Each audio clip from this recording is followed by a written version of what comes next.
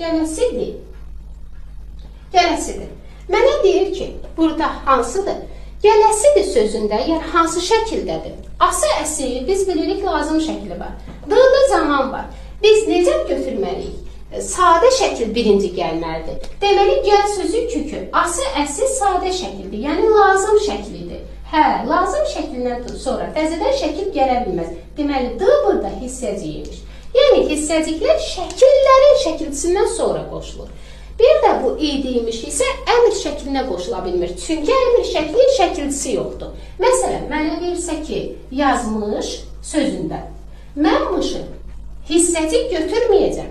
Çünki bu hissəciklər mütləq sadə şəklin şəkilçisi gəlməlidir ki, sonra mən bunu hissəcik götürəm. Mışdan qabaq heç bir sadə şəklin şəkilçisi gəlməyib. Bu, demək hissəcik yox, bu nədir? Zamandır. Zaman da hansı şəkil sayılır? Xəbər şəkli. Yəni, əmr şəklinə idiymiş isə qoşula bilir.